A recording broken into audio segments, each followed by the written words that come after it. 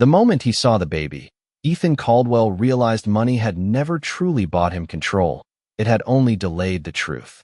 The hospital room is quiet, too quiet for a place where life is supposed to begin with celebration. The soft beeping of machines filling the air as pale morning light filters through the blinds, casting thin golden lines across the floor, and Ethan stands there in a tailored charcoal suit that probably costs more than most people make in a month. Yet somehow he has never looked more out of place, his hands stiff at his sides, his jaw tight, his eyes locked on something so small it shouldn't have the power to shake him. But it does, because in the arms of the nurse is a newborn child wrapped in a soft white blanket, barely 6 pounds, fragile, breathing softly, real in a way nothing in Ethan's carefully controlled world has ever been. And for a second, just a second, everything inside him goes silent, like the world itself is holding its breath, waiting for him to react, waiting for him to recognize what he's been trying not to feel for months, because this wasn't supposed to be emotional. It wasn't supposed to be complicated. It was a transaction, clean, simple, controlled, just like every deal he had ever made, just like the empire he built from nothing but discipline and calculated risk. And yet now, standing here, none of those rules seem to apply, because the child shifts slightly, a tiny hand escaping the blanket, fingers curling instinctively toward the air as if reaching for something, someone. And Ethan feels it like a crack in his chest, subtle but undeniable. A sensation he doesn't have a name for, something unfamiliar and deeply unsettling. And then the nurse gently steps forward, her voice soft, almost cautious. "Would you like to hold him?" And for the first time in years, Ethan Caldwell hesitates, not because he doesn't understand the situation, but because he suddenly does, more than he ever intended to. And across the room, sitting up in the hospital bed with exhaustion etched into every line of her face, is Lily Harper, her hair damp, her hands trembling slightly as they rest against the thin blanket covering her. And she watches him, not with expectation, not with fear, but with something far more dangerous, something quiet and steady and real. And Ethan can't look at her for long, because if he does, he might have to acknowledge the part of this arrangement that no contract could define, no clause could contain, no amount of money could erase. And so instead, he focuses back on the child, on the undeniable reality of what stands in front of him. And in that moment, something shifts, something irreversible.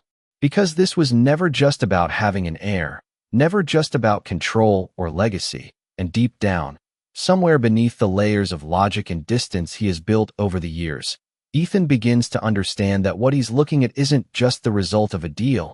It's the beginning of something he never planned for, something he doesn't know how to handle. And as the baby lets out the softest sound, barely more than a breath, Ethan finally reaches forward, slowly, uncertainly, as if touching something that might change everything, because maybe, without realizing it, it already has. 3 months earlier, before the silence of the hospital room, and before that fragile breath changed everything, Ethan Caldwell had not been looking for a person. He had been looking for a solution, something efficient, discreet, and completely within his control, because control was the only thing that had never failed him. And that night the rain came down in steady sheets across the city, turning the sidewalks slick and reflective under the glow of streetlights. As Ethan stepped out of the back seat of his black car, his driver holding an umbrella above him while he barely seemed to notice the storm, his attention fixed instead on the quiet street ahead, where a small group of people huddled beneath the overhang of a closed grocery store. And it was there that he saw her for the first time, Lily Harper, though he did not know her name yet, kneeling beside a young boy wrapped in an oversized hoodie, gently adjusting the thin blanket around his shoulders as if it were the most important thing in the world, her hands careful, her voice soft but steady, telling him that it would be okay even though everything about their situation suggested otherwise. And Ethan paused, just for a moment, something about the scene catching his attention in a way he could not immediately explain, because it was not desperation he saw in her, not weakness, but something far more unsettling to a man like him. It was kindness without expectation, given freely when she clearly had nothing left to give, and that did not fit into any system he understood, any model he had ever trusted.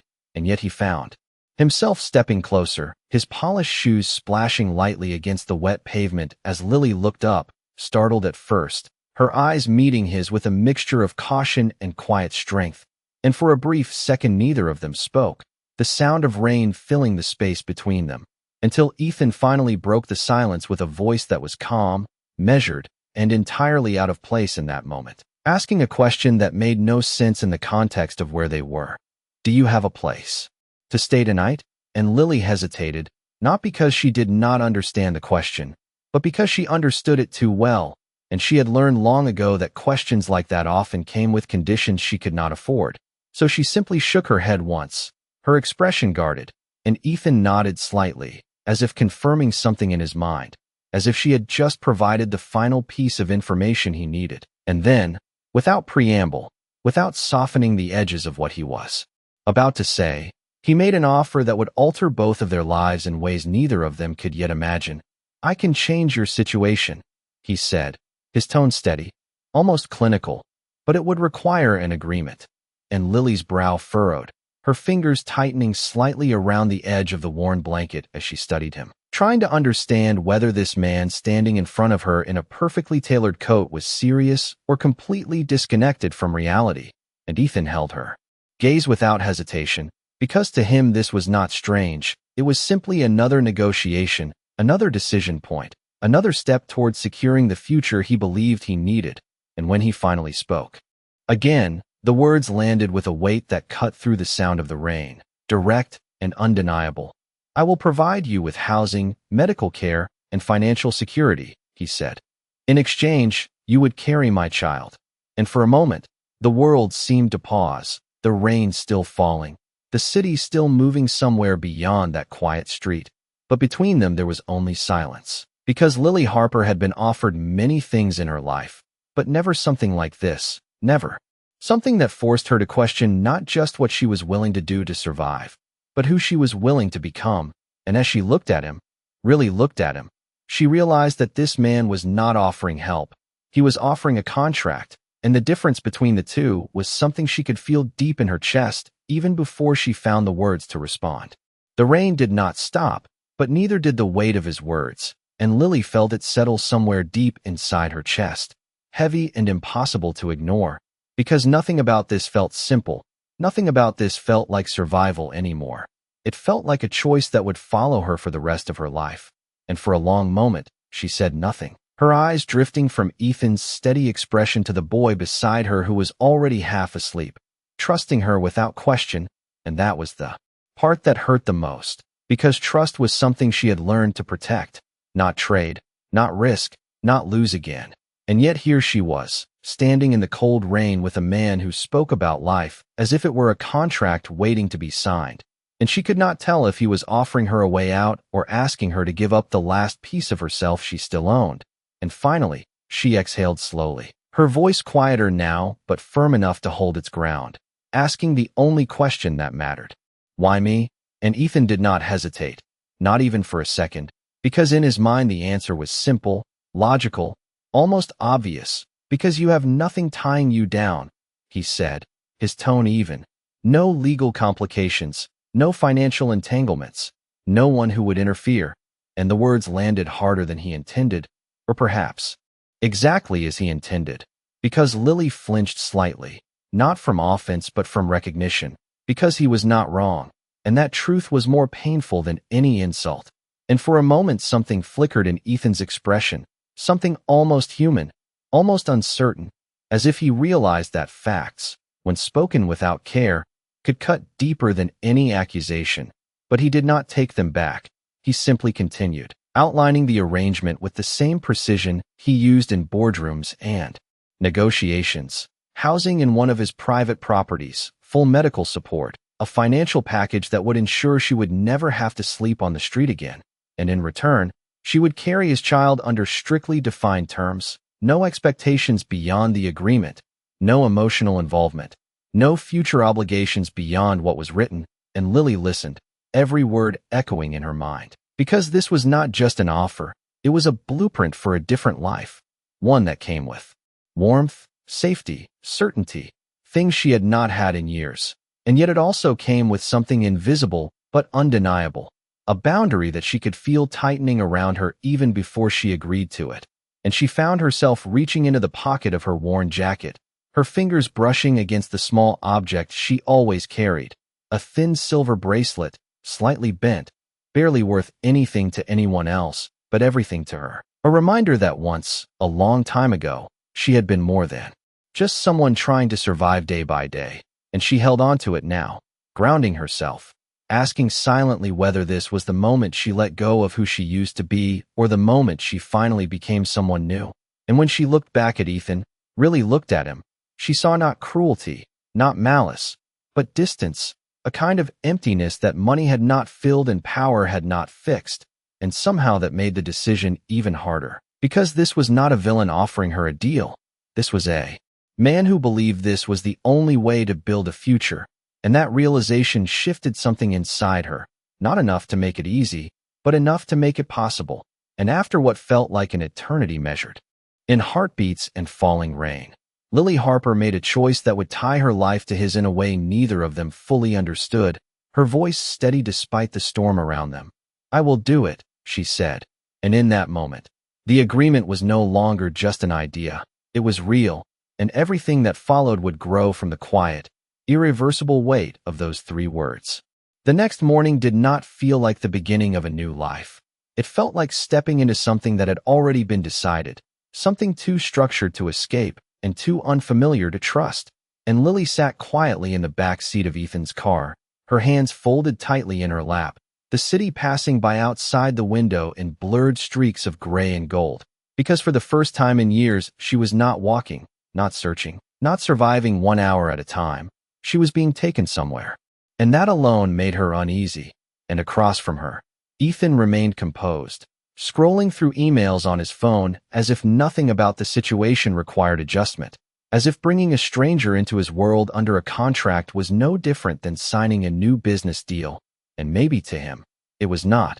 But to Lily, every second felt heavier than the last. Until the car finally slowed and turned into a private driveway lined with tall glass walls and perfectly trimmed hedges, a place so clean and quiet it almost did not feel real.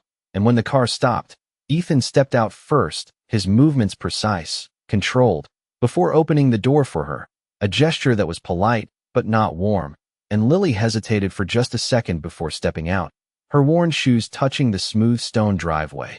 And for a moment she simply stood there, taking in the scale of it all. The kind of place she had only ever seen through windows or on screens, a place where people like her were not expected to belong. And inside, everything was exactly as she imagined it would be, sleek, silent, untouched by anything messy or unpredictable. And a woman in a tailored uniform approached them almost immediately, her posture perfect, her expression neutral, but her eyes flicking briefly toward Lily with a hint of something less neutral, something closer to judgment. And Ethan did not acknowledge it. He simply spoke in the same calm tone he used for everything, instructing that Lily would be staying in the East Wing, that all necessary arrangements had already been made, that medical appointments were to begin immediately. And the woman nodded, efficient and precise, as if this was all expected, as if Lily was just another item on a list. And that was when it became clear, this was not just a home, it was a system, one that ran on order and expectation, and Lily was now a part of it whether she understood it or not. And as she was led down a long hallway lined with soft lighting and carefully chosen artwork, she felt the distance between her old life and this one stretch wider with every step, until they reached a room that was larger than any space she had ever called her own, with a bed that looked untouched, windows that overlooked the city, and a closet already filled with new clothes in her size. Everything prepared, everything anticipated, everything controlled. And when the woman left, closing the door softly behind her, Lily stood alone in the center of the room, the silence pressing in around her, and for the first time since she had said yes, the reality of it settled fully into her chest, not as fear, not as regret, but as something quieter and more complicated, something that felt like stepping into a life that had been designed without her voice. And slowly, almost instinctively, she reached into her pocket again, pulling out the thin silver bracelet and holding it in her hand, grounding herself in something real, something that belonged to her before all of this, And across the house, Ethan stood in his office, looking out over the city with the same calm expression he always wore, but there was a pause in his movements now, a hesitation so slight it would have gone unnoticed by anyone else. Because for the first time in a long time, a variable had entered his life that he could not fully predict, and even if he would never say it out loud, something about that realization lingered just beneath the surface, quiet, persistent, and impossible to ignore. The first week did not unfold the way Lily expected, because nothing in that house felt natural, not the silence, not the routines, not even the way people looked at her, as if she were both invisible and under constant observation at the same time. And every morning began with the same quiet precision. A tray of breakfast delivered at exactly 7:30, a schedule placed neatly beside it outlining her medical appointments, nutrition plans, and required rest periods, everything timed down to the minute as if her life had been reduced to a series of controlled steps. And Lily followed it, not because she trusted it, but because she did not yet know how to exist outside of it. And the doctors were professional, distant, explaining everything in clear, measured tones, referring to her not by name but by role, as if she were part of a process rather than a person. And each visit left her feeling more like something being managed than someone being cared for, and yet she endured it because she had made a choice, and choices had consequences whether they felt right or not. And back at the house, the staff moved around her with quiet efficiency, never openly rude, but never warm, their politeness edged with something colder, something that reminded her that she did not belong to their world. And she felt it most in the dining room one afternoon when she tried to help clear her own plate, only for the same woman from before to gently but firmly stop her, her voice controlled but unmistakably pointed. "That will not be necessary," she said, as if Lily had crossed an invisible line she was not meant to see. And Lily nodded, stepping back. But the moment lingered longer than it should have, because it was not about the plate. It was about her place in this carefully structured environment.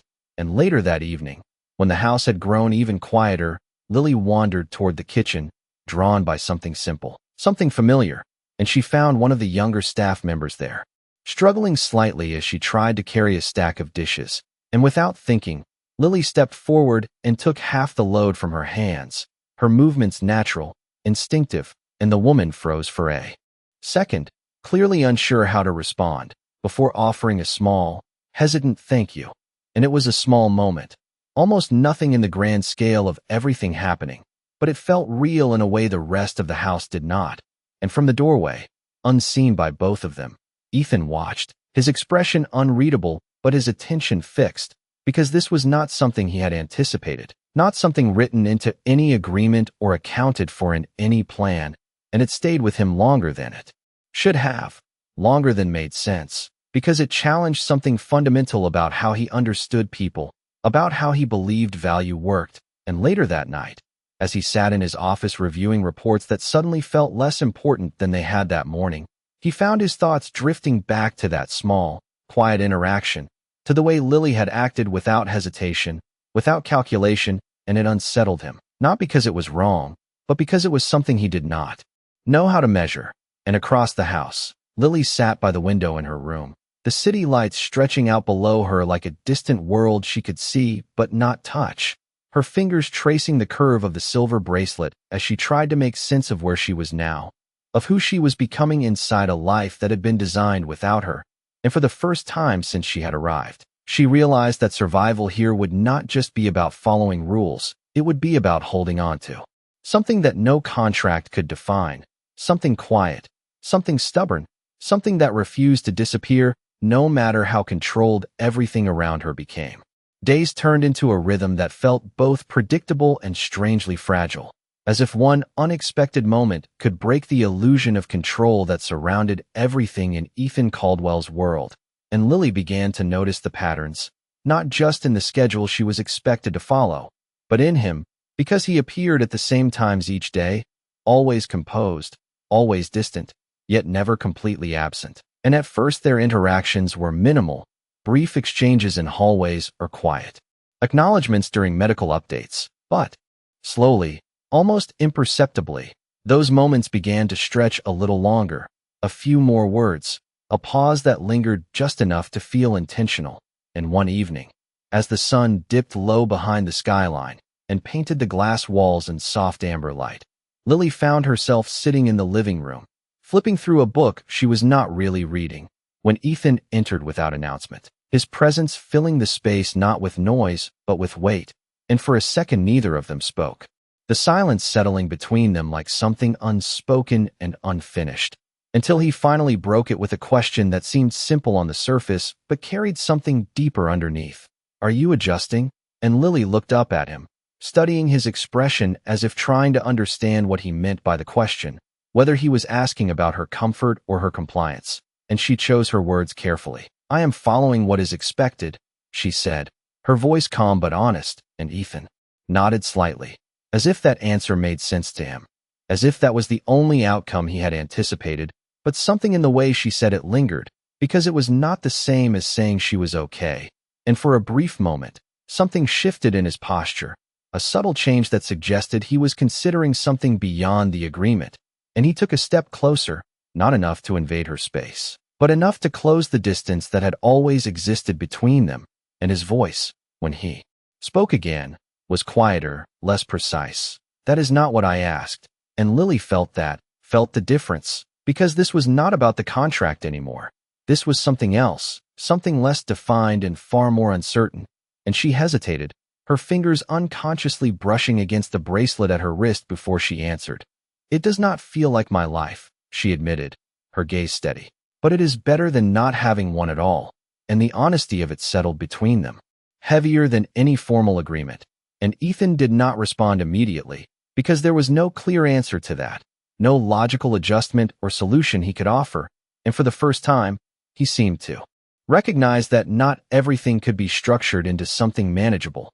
And as he stood there, looking at her not as a variable, but as a person, something unfamiliar began to take shape, not fully formed, not understood, but present, and it stayed with him long after he left the room, long after he returned to his office where everything was still exactly as it should be, organized, controlled, predictable, and yet none of it felt as complete as it had before. And across the house, Lily remained where she was, staring out at the fading light, aware that something had changed, not in the arrangement itself, but in the space between them, a space that was no longer defined only by terms and conditions, but by something quieter, something that could not be written into any contract. And as she sat there, listening to the distant hum of the city below, she realized that the most dangerous part of all of this was not the agreement they had made. It was the possibility that, somewhere along the way, it might start to mean something more. The invitation arrived on a thick cream envelope, placed neatly on the table beside Lily's breakfast tray, as if it were just another item in the routine, but everything about it felt different, heavier, more deliberate, and when she opened it, her eyes moved slowly across the elegant lettering, an announcement of a formal gala hosted by Ethan Caldwell's company, a night filled with investors, board members, and people who existed entirely within the world she had been placed into but never truly belonged to. And for a moment she simply stared at it, her fingers tightening slightly around the card, because she understood immediately what this meant. This was not just an event, this was a test. And later that afternoon, Ethan found her in the sitting room, the invitation resting on the table between them, and without preamble, he confirmed what she already knew. "You will attend," he said, his tone calm, leaving no room for negotiation, and Lily met his gaze, her expression steady, but questioning. "As what?" she asked, and there was a brief pause, just long enough to reveal that the answer was not as simple as he would have preferred.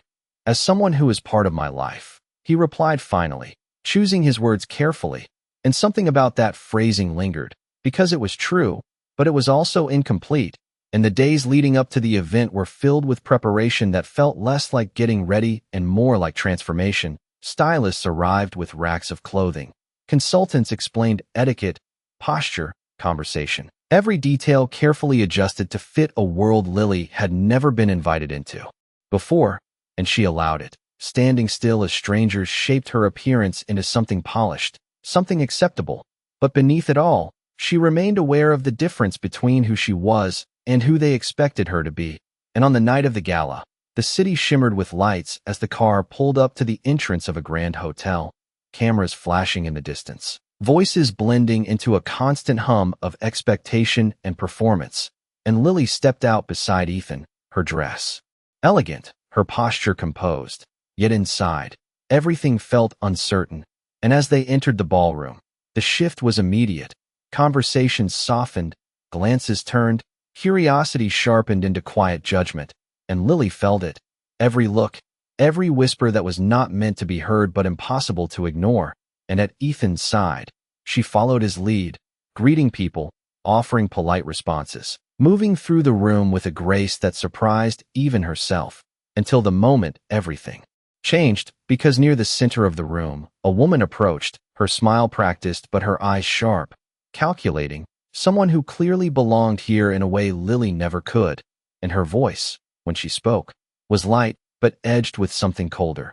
"Ethan, you did not mention you would be bringing company," she said, her gaze sliding briefly over Lily in a way that felt less like acknowledgement and more like evaluation. And Ethan's expression did not change, but the tension beneath it was undeniable, and before he could respond, the woman continued, her tone still pleasant, still controlled, but unmistakably pointed.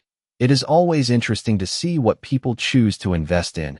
And the words hung in the air, subtle enough to avoid direct offense, but clear enough to cut, and Lily felt it.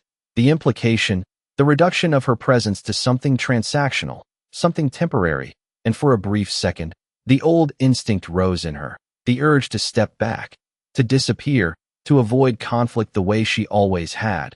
But something stopped her, something steadier, something that had been growing quietly inside her since the moment she walked into Ethan's world, and instead of retreating, she held her ground, her voice calm but firm as she met the woman's gaze. "Some investments are not about return," she said, her tone even.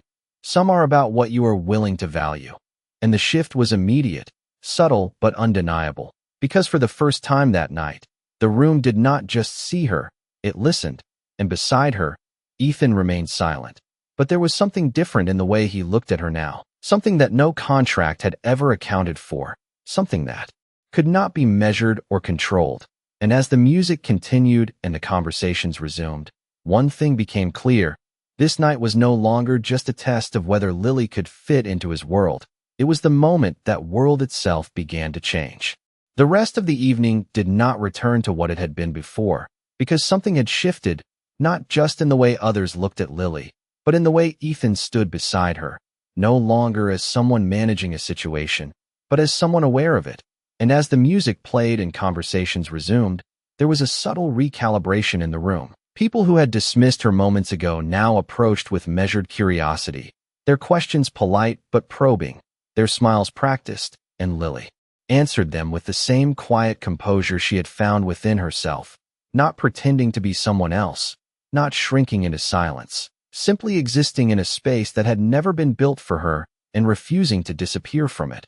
And Ethan watched all of it, not intervening, not correcting, but observing in a way he had not allowed himself to before, because every response she gave, every steady glance, every unforced word challenged something he had always believed about control and value.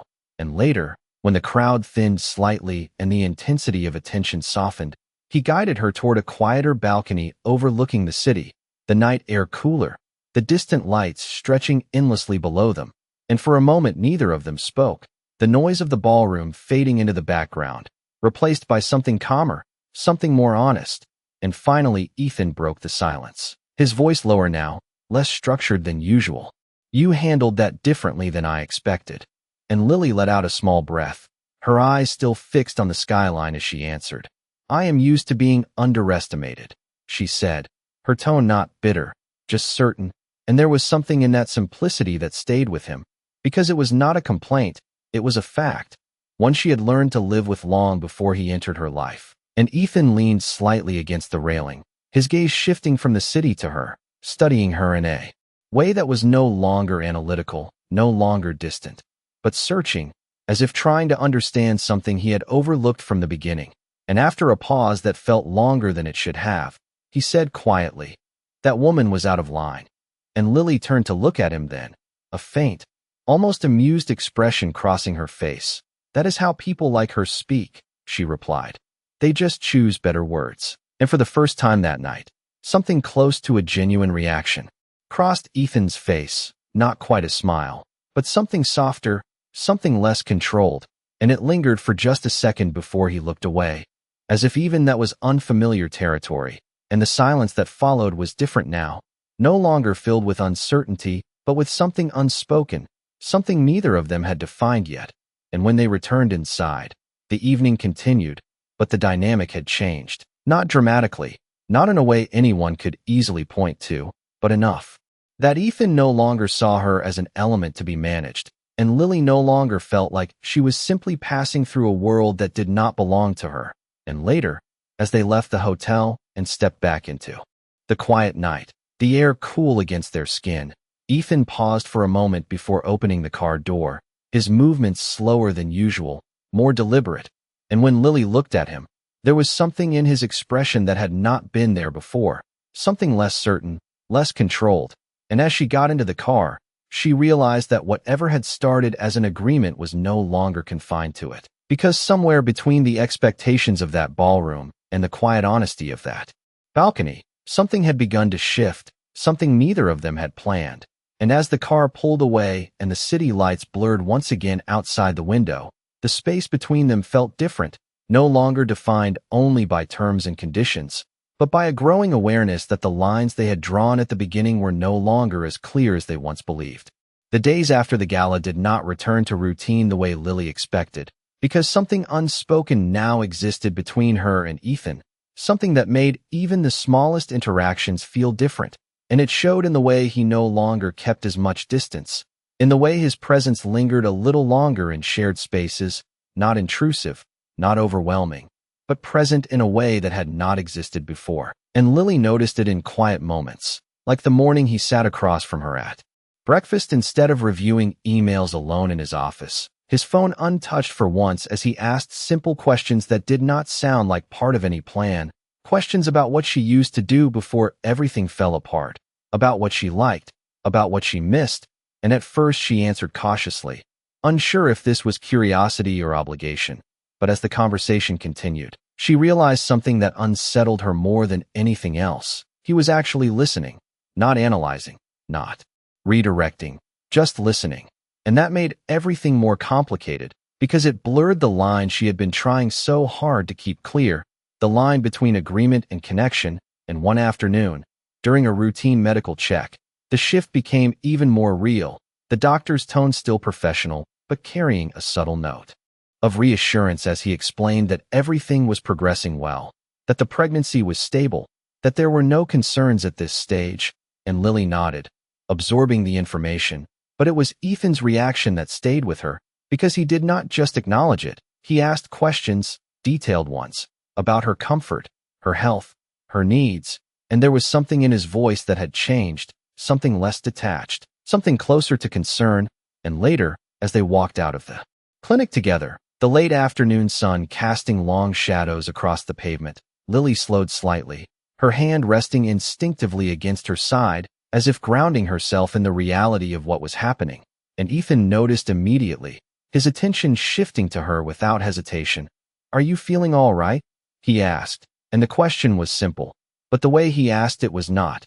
And Lily met his gaze, her expression thoughtful, almost searching. "You are not supposed to ask that," she said quietly, and Ethan frowned slightly, not in confusion but in recognition, because he understood what she meant, that the agreement had never included concern, never required him to care beyond the outcome. And yet here he was, asking anyway. And for a moment neither of them spoke, the weight of that realization settling between them, until Ethan finally responded, his voice lower, more honest than it had been before. Maybe the agreement was incomplete, and Lily felt that, not as reassurance, but as something far more uncertain, because incomplete meant undefined, and undefined meant unpredictable, and that was something neither of them had prepared for. And as they stood there, the city moving around them in its usual rhythm, one thing became quietly undeniable. Whatever this arrangement had started as, it was no longer confined to it, and the deeper they moved into it, the harder it would be to separate what was real from what was never meant to be. The shift did not go unnoticed, not by the people who had always existed in Ethan Caldwell's world, and it began subtly, with glances that lingered a second too long, conversations that stopped just as Lily entered a room, and updates that reached Ethan's desk with an edge of concern disguised as professionalism. And one evening, as the city lights reflected against the glass walls of his office, Ethan stood reviewing a report he had already read twice, not because he needed to, but because his mind refused to settle. And that was when the interruption came, quiet but deliberate, his legal advisor stepping inside without the usual hesitation, a folder in hand, her expression composed but firm, and she did not waste time on formalities. "We need to discuss the situation," she said, placing the folder on his desk, and Ethan's gaze shifted slowly from the skyline to her, already aware of what this was about before she even continued. "Your involvement is becoming visible," she added, her tone controlled, "and it is raising questions." And for a moment, he said nothing, because this was the part of the equation he had anticipated, the scrutiny, the speculation, the quiet pressure from those who valued structure over unpredictability. And she opened the folder, sliding a document toward him, not new, not unfamiliar, but suddenly far more significant than it had been before. The contract, every clause precise, every condition clear, every boundary carefully defined, and her voice remained steady as she spoke. "This agreement was designed to protect you," she said, "to ensure there would be no ambiguity, no emotional complications, no legal exposure beyond what was agreed upon." And she paused, just long enough for the weight of her next words to settle. "But your current behavior is creating risk," and Ethan's jaw tightened slightly, not in anger, but in recognition, because she was not wrong. The system he had built was designed to eliminate uncertainty, and yet here he was, introducing it willingly, and across the house. Lily felt the shift as well, though she did not know its source, only its presence. In the way the staff had grown quieter, more distant, in the way the warmth she had begun to feel was being replaced by something colder, something more watchful. And later that night, as she walked past the study, the door slightly ajar, she heard voices, not raised, not aggressive, but firm, controlled, and unmistakably serious. And she did not intend to listen. But something in the tone stopped her, held her there just long enough to hear the words that would change everything. "She is part of a contract," the advisor said, her voice clear. "Nothing more, nothing less. And if that line becomes blurred, it will not just affect you, it will affect everything you have built." And the silence that followed was heavy. And Lily stood there, still, her breath shallow, because she had always known what this was, always understood the terms, but hearing it spoken so plainly, so definitively, stripped away the fragile layer of something else she had begun to believe in. And inside the room, Ethan remained motionless, his expression unreadable, but something beneath it was shifting, something that could not be resolved with logic or control. And for the first time, the cost of what he was beginning to feel was no longer abstract.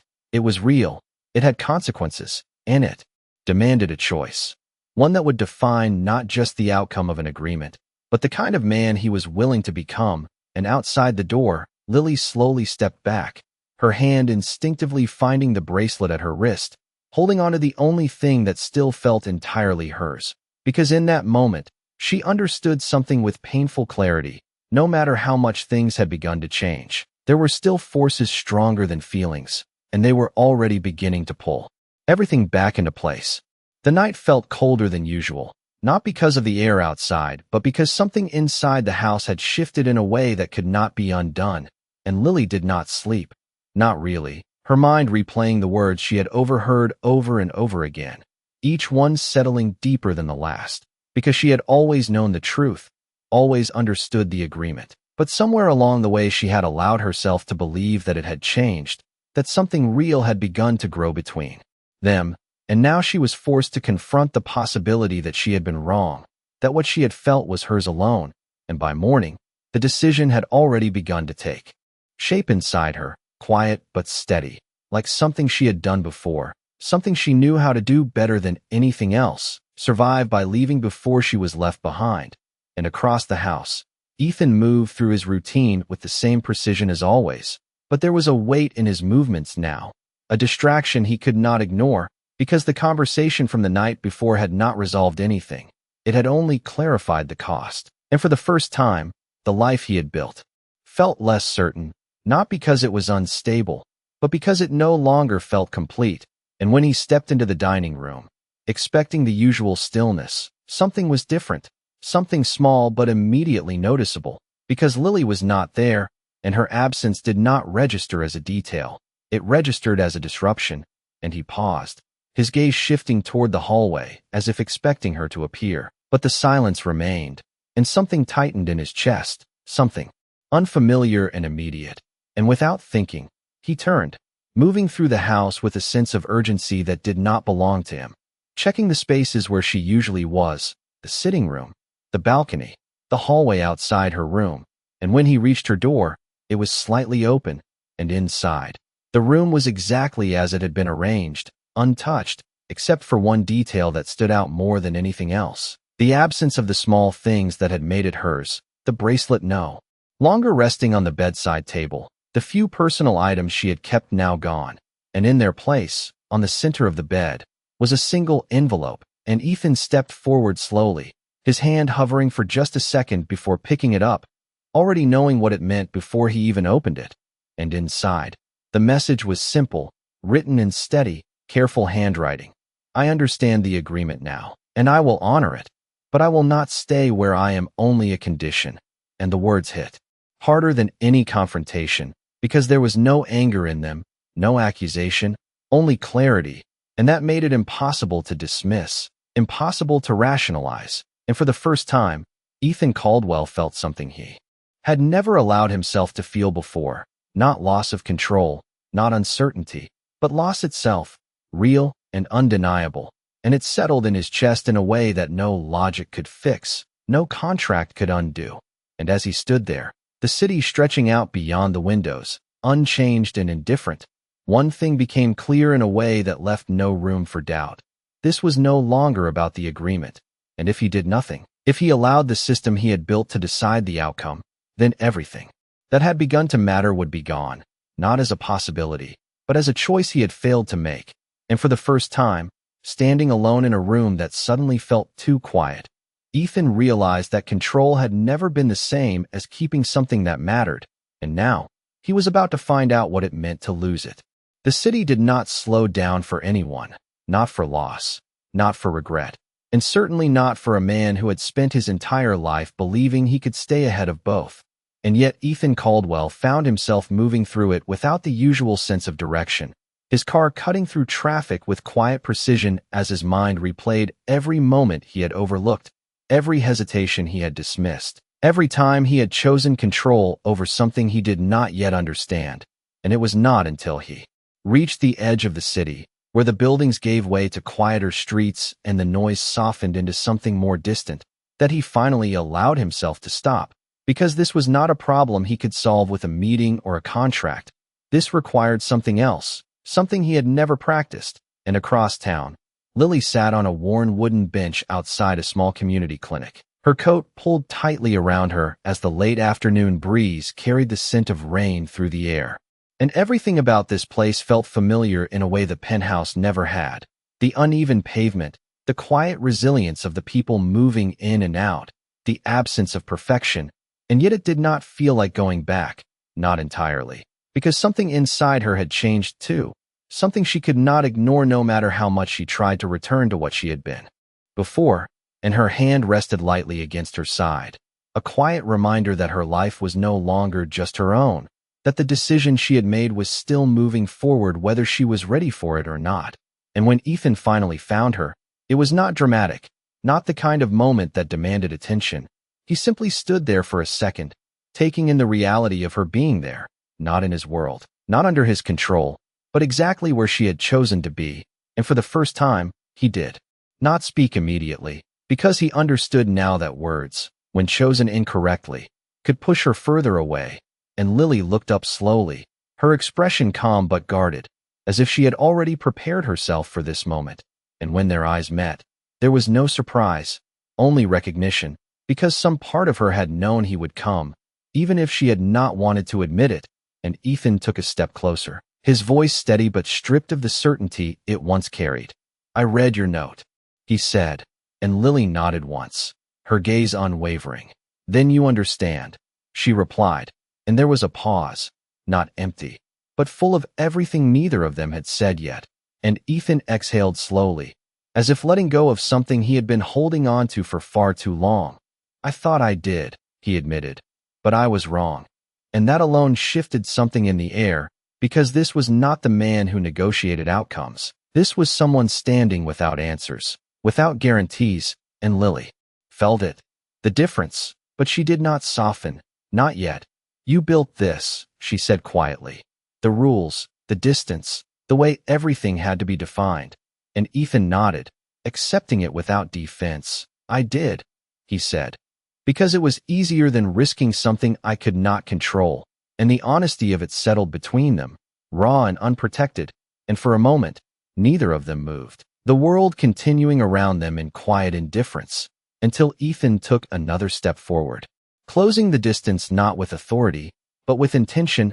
"I cannot undo what I said, or what I believed," he continued, "but I can choose something different now." And Lily's expression flickered, just slightly, not with certainty, but with something that had not been there before, something that made the next moment matter more than any contract ever had. Because this was no longer about what had been agreed upon, it was about what they were willing to risk. And as they stood there, facing each other without the protection of defined terms, one thing became clear: whatever happened next would not be written in advance. And that was exactly what made it real. The silence between them did not demand an answer. It invited one.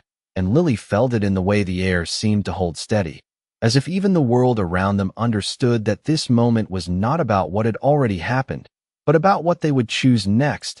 And she looked at Ethan not as the man who had made her an offer in the rain, not as the man who had built a life on control and certainty, but as someone standing in front of her without either of those things. And that was new, unfamiliar, and strangely honest.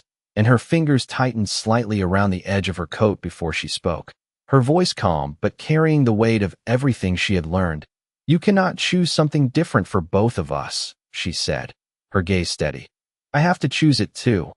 And Ethan nodded immediately, not as a negotiation, not as a strategy, but as acceptance. Because for the first time he understood that this was not something he could decide alone. And for a moment, neither of them moved, until Lily took a slow breath, her hand instinctively resting over her bracelet before she continued. "I am not going back to being part of a condition," she said quietly. "Not for you. Not for anyone." And the words were not defensive, they were defined, and Ethan felt them, not as resistance, but as truth. And instead of countering, instead of offering something to convince her, he did something he had never done before. He let the control go completely. "Then do not," he said, his voice steady. "Do not come back because of the agreement. Do not come back because of what I can provide. Come back only if it is something you want." And the simplicity of it shifted something in Lily, because there was no pressure in his words, no hidden condition, only a choice placed entirely in her hands. And that was something she had not been given in a very long time. And the moment stretched, quiet and uncertain, until she looked at him again, really looked at him, seeing not the certainty he used to carry, but the risk he was taking now. And it was not perfect, it was not guaranteed, but it was real. And slowly, almost cautiously, she took a step forward, closing a distance that had once been defined by rules and expectations. And her voice, when she spoke again, was softer, but no less certain. "If I come back," she said, "it will not be the same." And Ethan met her gaze without hesitation. "I would not want it to be," he replied. And that was the moment something settled between them, not as an answer, not as a resolution, but as a beginning. And the world around them continued as it always had, people passing by, cars moving in the distance, the city unaware of what had just shifted in a quiet corner of it. And Lily felt it, not as a return, but as a step forward into something unknown, something that would not be defined by contracts or expectations, but by choices made one moment at a time.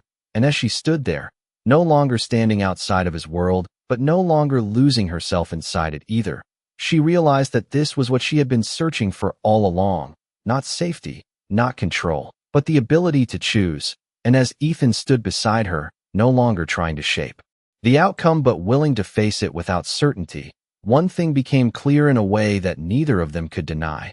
Whatever came next would not be perfect. It would not be easy, but it would be theirs. And for the first time since everything had begun, that was enough.